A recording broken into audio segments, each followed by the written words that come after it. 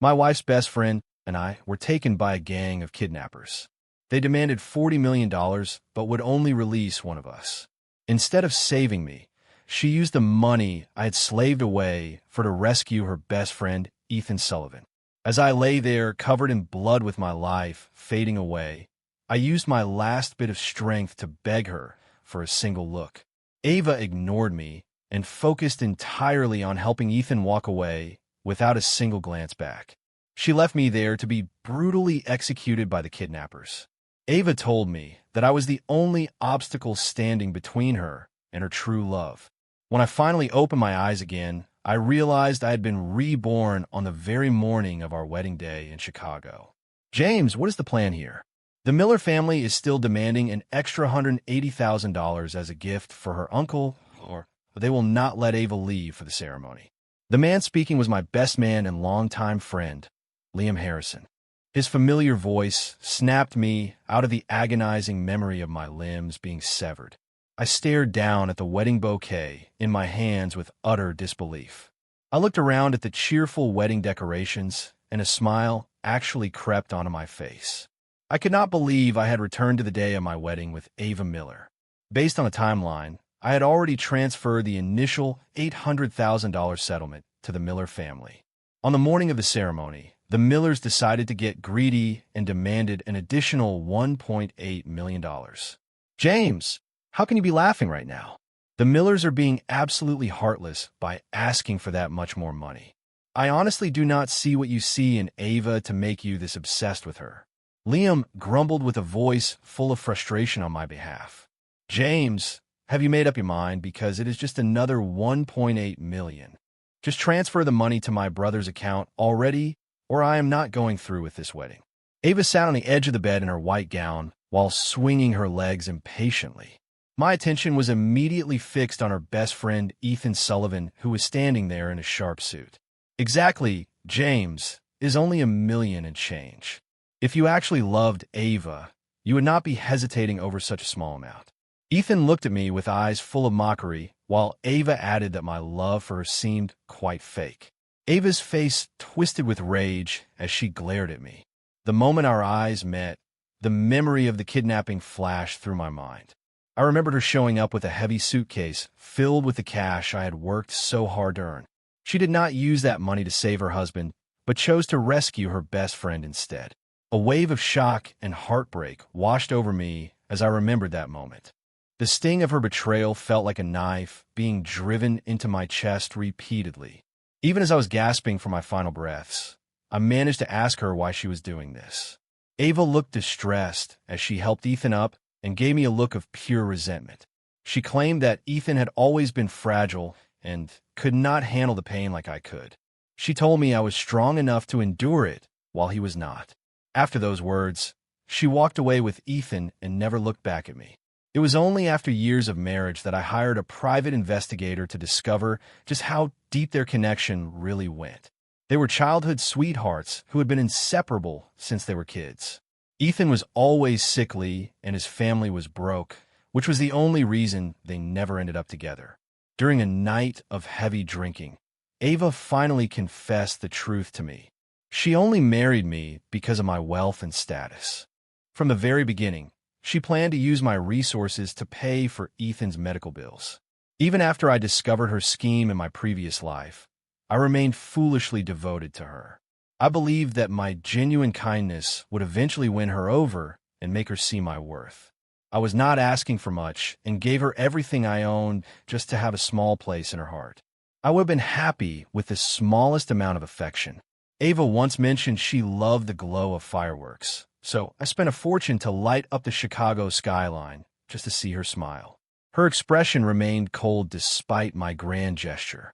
My confusion vanished when I saw her beaming like a child because Ethan bought her a cheap sparkler from a convenience store. That was the moment the truth finally hit me. No matter what I did, Ethan was the only one she ever loved. A worthless sparkler from him meant more to her than anything I could ever provide. Ava had never felt a single ounce of love for me. All the money and effort I wasted were nothing more than a desperate attempt to warm a heart made of ice. When she chose Ethan on the day of the kidnapping, Every romantic illusion I had was shattered. Even in this new life, I can still feel the phantom pain of my limbs being hacked off and the finality of the blade at my throat. Ava's demands still hung in the air while the bedroom fell into a heavy silence. The Miller family looked smug because they were certain I would cave in front of all these witnesses. I ignored them and slowly lit a cigarette while everyone watched. Ava began to scold me since she had always despised the smell of tobacco. I cut her off with a casual wave of my hand before she could say a word. If you think my heart is not in this, then the solution is actually quite simple. You should go find a man who meets your standards of sincerity. I'm calling off the wedding right now. I pulled out my phone to call my groomsmen and turned toward the door. The Millers turned pale because they never imagined I would walk away over a measly $1.8 million. If you walk out that door, do not expect me to take you back, Ava shouted with her usual arrogance. She was clearly waiting for me to start groveling and begging for her forgiveness like I always did. She had no idea that the version of me who worshipped her died in that filthy warehouse. I paused and looked back to see the Millers let out a collective sigh of relief as they assumed I was caving. Ava softened her voice and told me that $1.8 million was pocket change for someone like me. She asked why I was making such a scene over a small amount of money. I let out a cold laugh and hurled the bouquet directly at her face. Ava screamed in shock as the flowers hit her. You are right that the money means nothing to me, but you are not even worth a fraction of that price anymore. Make sure you have the initial $800,000 ready to be returned to me immediately. I walked out without looking back and ignored Ava as she began to wail behind me. Once I was in the car, I called my parents to let them know the wedding was officially off. Liam looked at me like I had grown a second head and asked if I was actually serious about dumping Ava. I leaned back against the seat and felt a sense of relief I had never known before. This second chance at life taught me that there are far more important things than a woman like Ava. I refused to waste another second of my time on her. Walking away from her felt like cutting out a malignant tumor before it could kill me. I felt incredible as I returned home and hired a cleaning crew to throw away every single photo and item that belonged to her. I instructed my lawyers to send a formal demand to the Miller family for the immediate return of my $800,000. I was done being the fool who funded the lifestyle of Ava and her pathetic best friend, Ethan Sullivan. The Millers went into a total panic when they realized I was serious about the money. They did not want to pay me back, and they certainly did not want to lose their golden goose. They began pressuring Ava to come crawling back to me with an apology. Ava eventually showed up at my gated community in the Gold Coast area of Chicago. The security guards stopped her at the entrance before she could even get close to my house. She started screaming at them and threatened to have them fired for blocking a resident. Ava stood there with her hands on her hips while Ethan tried to act like her tough protector. I had already given the staff strict orders to keep her out regardless of her tantrums. The guards calmly informed her that she was not on the list and would not be granted entry. Ava finally called me with a voice that sounded both annoyed and pathetic. She clearly expected me to rush to her rescue like I always used to do. She complained that the guards were being difficult and refusing to let her into the complex. I told her flatly that she was not a resident and had no business being there. James, do not push me because your money does not intimidate me at all. She threatened that she would never marry me if I continued to treat her this way. I burst out laughing because she still thought I was desperate to have her back. I told her to stop talking and just focus on returning my $800,000. We are finished, and I want nothing more to do with you. Ava lost her attitude the moment I mentioned the money, but Ethan decided to chime in. He asked how I could be so shallow as to put a price tag on my love for Ava. I looked at a photo on my desk of the two of them, looking far too close for comfort. A cold sense of irony washed over me as I realized they had been betraying me for a long time. I never suspected they were sleeping together even back then. I recalled the files my investigators sent me, which proved they spent the night together right before a wedding. Ava had even posted on her private Twitter account about having one last night of passion before burying her feelings forever. Her private Instagram was filled with photos of their secret dates and intimate moments. She portrayed me as the wealthy villain who had forced himself into their lives and ruined their perfect love story. In my previous life, she actually told me to my face that I was the only thing stopping them from being happy. Since I had a second chance, I was more than happy to let her have her precious true love. I gripped my phone and asked Ethan why he did not just pay the $800,000 himself, since he cared so much. Ethan turned ghost white at the mention of the money, and Ava looked just as terrified. James, you know Ethan is sick, so why are you trying to humiliate him with your wealth?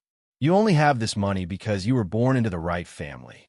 If Ethan had your advantages, he would be 10 times the man you are. He is a better man than you will ever be, and I do not care about this wedding anymore. I'm telling you right now that even if you got down on your knees and begged me to marry you, I would say no. Ava grabbed Ethan and stormed out because she could not stand to see him being insulted. I stood by my window and watched their figures disappear into the distance without feeling a single thing. Ava thought she could just walk away, but I had other plans for her and her family. Since they refused to return my money, I decided to involve the police and file a formal complaint. The authorities picked up the entire Miller family for questioning later that afternoon. When I saw Ava at the station, she looked at me with a wounded expression and asked why I was being so cruel. Her victim act was so pathetic that I almost burst out laughing. Her mother tried to attack me like a wild animal, but my security team held her back while she screamed insults at me. I was the one who called off the wedding, but they were trying to sue me for an additional $1 million. They claimed it was for the emotional distress and damage to Ava's reputation. Ava looked at me with teary eyes and suggested that we just forget about the extra money they demanded. She acted like she was doing me a huge favor by dropping the lawsuit if I just let them keep the original $800,000. Her brother interrupted and called me a cheapskate for worrying about such a small amount of money. He shouted that he should have let Ethan marry his sister from the very beginning. Ava snapped at her brother and insisted that she and Ethan were just friends. Her desperate attempt to deny the relationship only made her look more guilty to everyone in the room. I had heard that lie 1,000 times in my previous life. I pulled out a stack of photos and a flash drive and tossed them onto the table in front of the officers and the Millers. I told Ava to take a good look at the evidence of her so-called friendship. I asked her if it was normal for platonic friends to spend the night naked in a hotel room together. Ava turned white as a sheet as she looked through the photos of her affair. She accused me of spying on her and asked how I could break my promise to always trust her. She tried to make me look like the bad guy, but I just laughed at her. I only had these photos because Ethan was arrogant enough to send them to me in my previous life to brag about their affair. I knew Ethan had a habit of recording their encounters for his own sick pleasure. This time, I simply hired a hacker to pull everything from his cloud storage before the wedding even started. You do not deserve my trust after everything I have done for you. You spent the night with another man right before our wedding, and now you want to talk about your reputation. I looked at her with nothing but pure disgust. Her father finally snapped and slapped her across the face after seeing the videos. He screamed at her for being stupid enough to throw away a billionaire for a pathetic loser like Ethan Sullivan.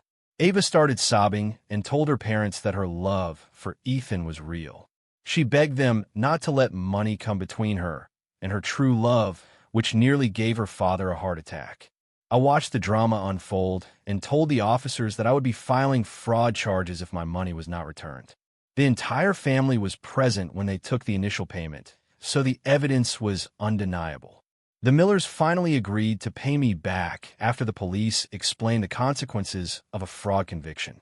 However, they discovered that $500,000 had already been drained from the account. They tried to blame me for the missing funds, but I had already provided the police with every single transaction record. They thought I was an easy target, but they did not realize that my previous kindness was only because of my love for Ava. I am a businessman, and I know how to protect my interests from people as pathetic as them. Ava eventually confessed to the police that she had stolen the money to pay for Ethan's life-saving surgery. Her mother was furious that she had given away their fortune and began hitting her repeatedly. Ava looked at me with hollow eyes and asked if this was my way of getting revenge. She reminded me that Ethan was dying of liver cancer and needed that money to survive. She claimed the surgery was his only hope for survival, but I found her plea absolutely ridiculous. I told her to stop trying to guilt-trip me and suggested she sell her own family home if she wanted to save him so badly. It is easy to be generous with someone else's money, but I wanted every cent back or they were all going to prison. Ava begged me to let the money go and promised to be a faithful wife if I just dropped the charges. Her offer made me want to vomit because she actually thought I still wanted her. I was about to leave the station when a swarm of reporters suddenly blocked my path. Ethan Sullivan appeared at the back of the crowd in a hospital gown, looking like he was on the verge of death. I knew immediately that they were planning to use his illness to manipulate public opinion against me. A reporter asked if I was really calling off the wedding just because Ava used some of the money for a medical emergency. Another one questioned why a billionaire like me would refuse to save a dying man over a few $100,000. They kept pushing their microphones into my face and lecturing me about the value of human life. Ethan suddenly collapsed to his knees in his hospital gown and put on a performance that would have won an Oscar. He begged me to take the money back if it meant I would stop being angry with Ava. He claimed he would rather die than see her suffer because of his medical bills. Ava told Ethan to stop begging and call me a petty man who was the biggest mistake of her life. I looked at the cameras and told the reporters that while saving lives is noble, it depends on who you are saving. I pulled out my phone and played a video for the entire press corps to see. The screen showed Ava and Ethan in a very intimate position, and their faces turned white as the audio filled the room. Ethan was stunned because he never thought I would have access to his private recordings. He started screaming about privacy laws and threatened to sue me for showing the video. His threats were meaningless to someone with my power and influence. I told the reporters that Ethan Sullivan seemed remarkably healthy for a dying man, considering he had the energy to sleep with my fiancée. I explained that the money used for his surgery was stolen from my wedding fund. The reporters were speechless as they realized the dying man and the grieving bride were actually just two cheaters who had been playing me for a fool. No one in my position would have just let this slide without a fight. The public's sympathy vanished instantly and was replaced by looks of pure disgust directed at the two of them. Ava tried to explain herself by claiming she was only fulfilling a dying man's final wish. She asked why I was being so petty towards someone who did not have much time left on this earth. I showed her the post from her private Twitter account where she talked about having one last night of passion. I told her to stop lying and admit that she was the one who wanted to cheat before the wedding. Ava tried to grab my arm and swear her love for me, but I pushed her away. I told her that her love was absolutely worthless to me now, and I wanted nothing to do with her. I walked out of the station while the reporters swarmed Ava and Ethan to get more photos. My parents were already waiting for me at home after seeing the entire scandal break on the evening news. My mother made me some tea and told me that I was better off without a woman like Ava in my life. She said it was a blessing that her true nature was revealed before we actually signed the marriage papers. I felt a lump in my throat as I realized how much pain I had caused them in my previous life. I was their only son, and I could not bear to think about how they suffered after my brutal death. My father told me to stay strong and promised that the Miller family would pay for what they did to me. I told him that I would handle the Millers myself and make sure their lives became a living hell. The memory of my death filled me with a cold rage that I could not suppress. The Millers started harassing Ethan's family to get the money back, while Ava tried to use her usual guilt trips to stop them. She forgot that her family only cared about money and had no sense of morality whatsoever. Her mother ended up beating her until she was covered in bruises for losing their fortune. Ethan's parents refused to return a single cent and claimed the money was a gift from Ava. They told the Millers that the cash had already been paid to the hospital and was gone forever. Ethan hid in his hospital room and refused to help Ava as soon as the money became an issue. The Millers were not going to give up so easily and decided to take their fight directly to the hospital. They caused a massive scene and even assaulted Ethan's parents in the hallway. Ethan was terrified and eventually agreed to return the money just to make the Millers go away. Ava looked at me with pure hatred when she finally returned my $800,000. She asked if I was happy now that I had ruined her life and questioned if I ever truly loved her. I told her she had no right to talk about love after what she did to me. She claimed that taking the money back would kill Ethan and asked how I could live with myself if he died. I did not care about her heartbreak and told her that Ethan's health was not my responsibility. I suggested she go find a saint to marry if she wanted someone to pay for her lover's medical bills. She screamed that she would never forgive me even if I begged her on my knees one day. She tried to walk away slowly to see if I would stop her, but I just told her to get out before I called security. Ava ran off crying while Ethan's health continued to decline without the money for his treatment. She spent her days posting dramatic photos on Facebook and Instagram while begging for a miracle to save him.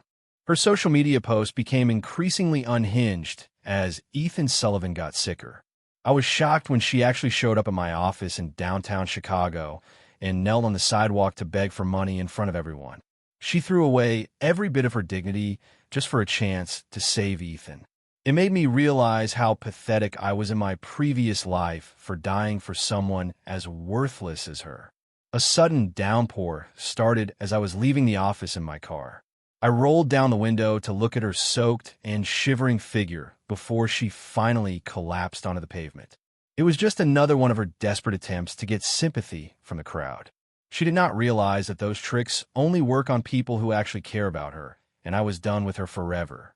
Someone called an ambulance for her, and she finally stopped harassing me for a while. It seemed like fate was not done with Ethan yet, because a matching liver donor was found just in time to save him. Ava managed to trick her father into signing over the deed to their house, so she could sell it for Ethan's surgery. By the time her parents realized what she had done, the house was already sold and the money was gone. Her family nearly killed her for selling the house, but she believed Ethan would take care of her once he recovered. Meanwhile, I was busy putting the finishing touches on my plan to destroy the Miller family once and for all. Her father and brother were obsessed with day trading and had made a fortune through risky investments. I used my connections to feed them false information and lead them into a massive financial trap. They were so greedy that they bet their entire fortune on a single stock that I was secretly manipulating. By the time they realized the market was crashing, it was far too late to save their money.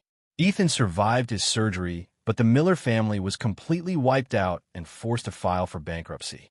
Her father even borrowed money from dangerous loan sharks who started showing up at their door every day. Desperate for cash, her father decided to marry her off to a wealthy old man with a terrifying reputation. The man was known for being abusive to his previous wives, but he offered $300,000 for Ava's hand. Ava was terrified and came to me as a last resort to beg for help. She knelt in my office and shook as she pleaded with me to save her from her father's plan. She cried that her parents were insane for trying to sell her to that monster and begged me for a loan. She asked me to remember our past relationship and help her escape this nightmare. I found her request to be a complete joke and asked where Ethan was in all of this. I reminded her that she had sacrificed everything for him and asked why he was not helping her now. She claimed that Ethan Sullivan was still too weak from his surgery to do anything for her. She begged me for just a small fraction of my wealth and said it would save her life. She looked at me with tearful eyes as if I were a monster for refusing to help her. She truly believed that my wealth gave her the right to demand whatever she wanted from me. I simply told my security team to remove her from the building. She grabbed my wrist and refused to let go as the guards tried to pull her away. She asked how I could be so heartless and promised that she had learned her lesson if I just helped her one last time. Her begging meant nothing to me because I remembered how she treated me when I was dying. I had lost all my dignity begging her for help while I was bleeding out, and she just ignored me. I remember her walking away with Ethan while I screamed for her to stay. She never looked back once, and now she was finally paying the price for her heartless behavior. I looked down at her and stepped on her hand as she tried to cling to me. She cried out in pain, but I just asked her if it hurt with a cold smile on my face. Her current suffering was nothing compared to the agony she put me through in my previous life. I reminded her that she always claimed Ethan was her true love and that I was just an obstacle.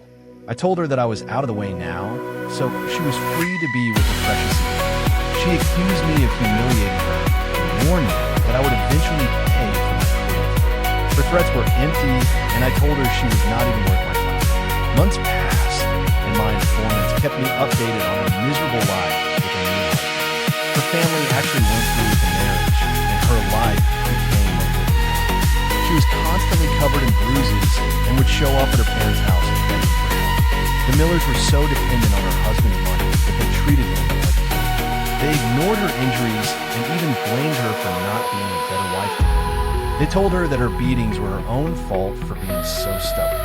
Her life was a nightmare, but she still found ways to secretly meet with Ethan Sullivan behind her husband's back.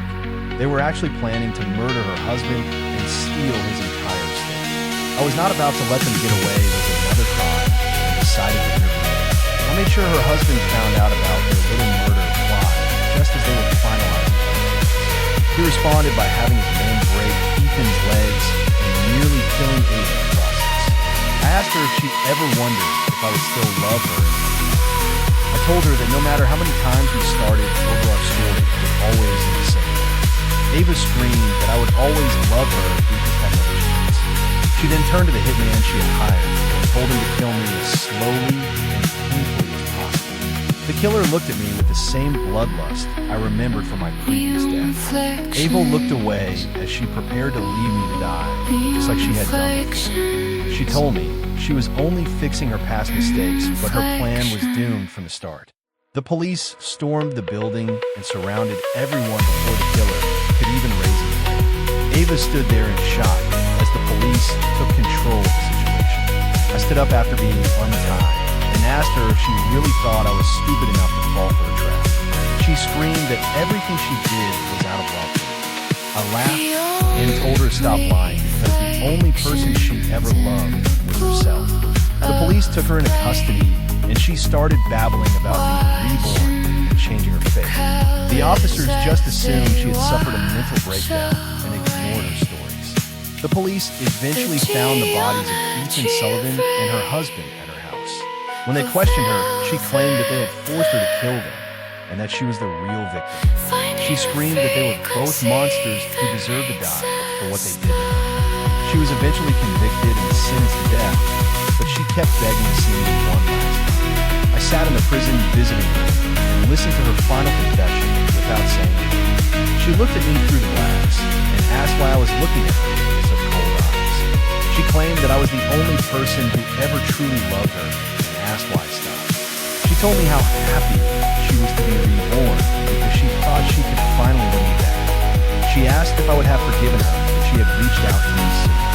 She begged for my forgiveness and claimed she only realized her love for me after I died in the previous life. I told her that it was too late for apologies because the past could not be changed. I explained that a man like me only gives his heart once, and she had already thrown mine away. I gave her a final apology for her situation, but my voice was completely devoid of emotion. Ava sat there in her handcuffs, sobbing as I turned my back on her and walked out of the prison. I stood outside the prison gates and felt the warm Chicago sun on my face. I finally felt free from the shadows of my past and ready to start a new life that had nothing to do with it. My story is a reminder that you cannot change a person who refuses to see their own faults. You do not need a miracle to change your life because you only need the courage to walk away from what's hurting you. True growth happens when you stop wasting your energy on people who do not deserve your kindness. Do not look back because your light is meant for someone who will actually cherish it.